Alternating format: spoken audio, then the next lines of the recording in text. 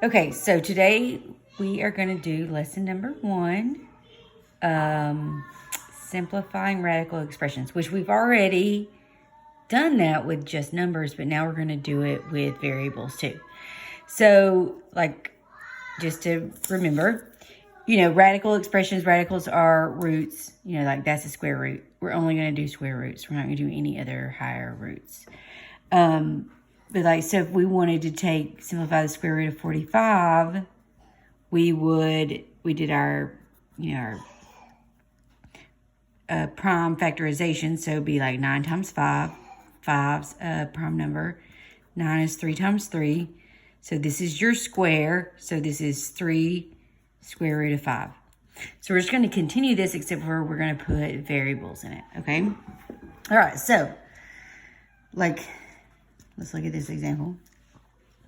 So, for example, the square root of x squared, this is the same thing as the square root of x times x. This is your square. So if you take the square root of x times x, it's just going to be one of them. So it's going to be x, okay? So if you have x cubed, sorry, I wrote that completely wrong. X cubed, this is the same thing as x times x times x. So here is your square, that's 2 of them. You take the square root of that, and it's going to be x, and then there's 1 x left under your square root, okay?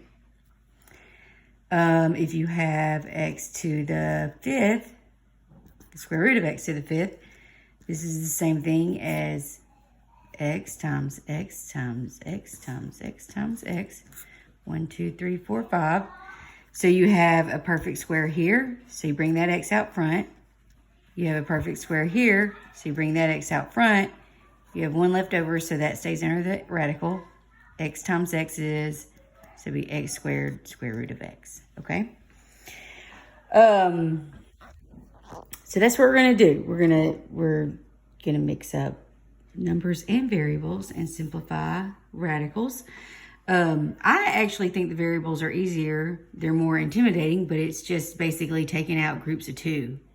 And then whatever you have left over is going to stay under your square root sign. All right, so let's look at this example. All right, so what if we have 4x cubed? So this is the same thing as 2 times 2 times x times x times x. Here's your perfect square. So you bring that out. Here's your other perfect square. Bring that out. And then you leave what's left over under the radical. Okay? So let's look at the square root of 2x to the 4th.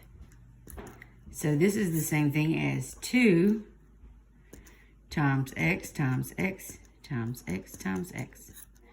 So here's a perfect square, so we'll bring that out front. Here's another perfect square, bring that out front, and then we're left with a 2 by itself under the radical. X times x is x squared square root of 2. So when we multiply variables, remember we add exponents. So 1 plus 1, that gives us 2. That's where that 2 comes from, okay? So that's the rule. Don't forget about how we do that. All right, so let's look at, what if we have x cubed y? This is the same thing as x times x times x.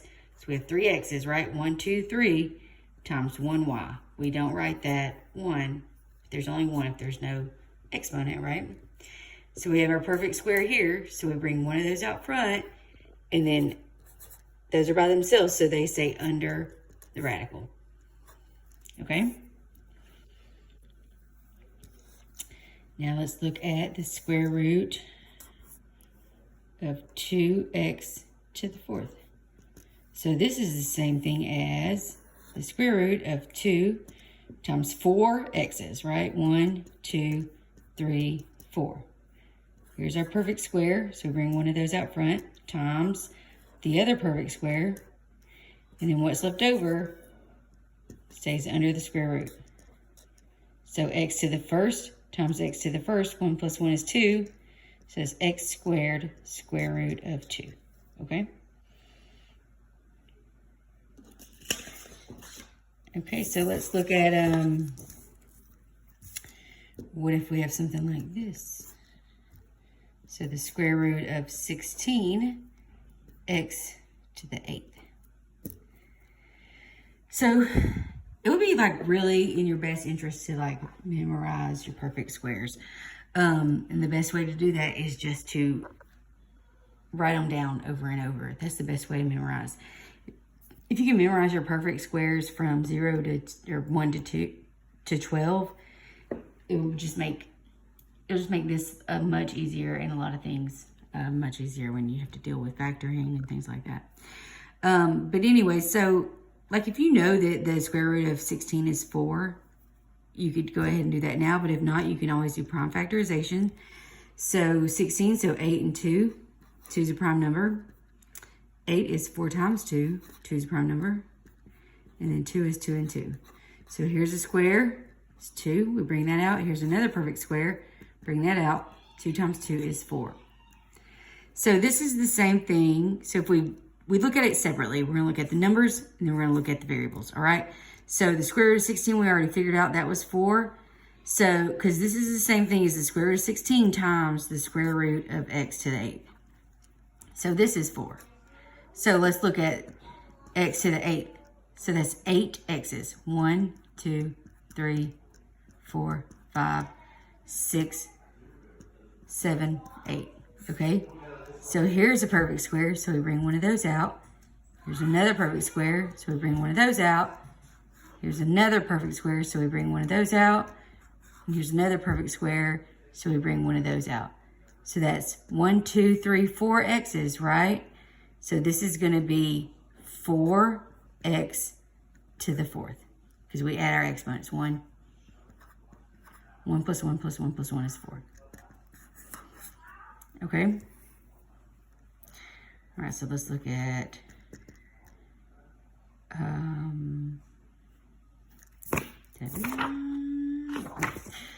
sorry.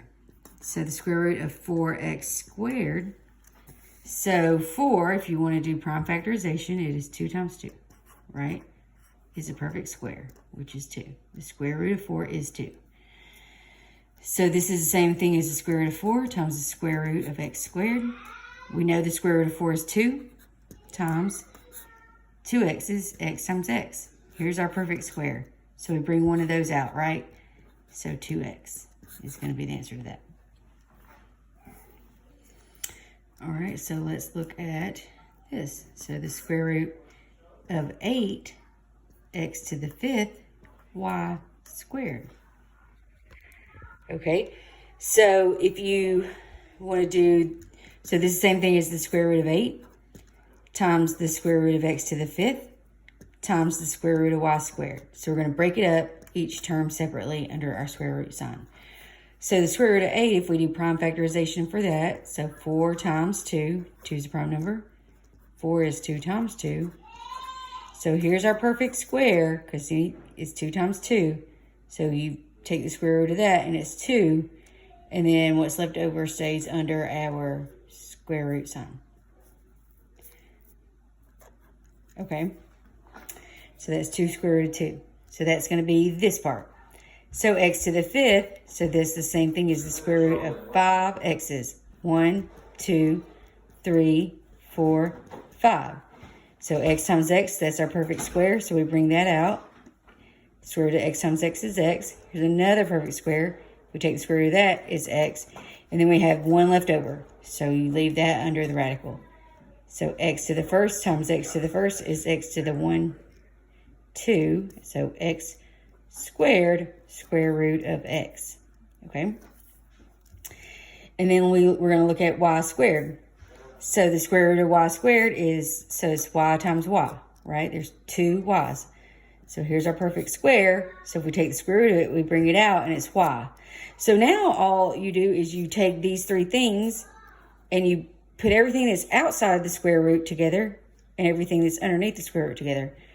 And the order that we do that, we always do like numbers and then letters. So constants and then variables. So 2 and x squared and y are not underneath the radical. So we say 2, sorry, that it's hard to write like this. So 2x squared y, okay, 2x squared y. And then we have the square root of 2 and the square root of x underneath. So we leave both of those under. So 2x squared y, square root of 2x.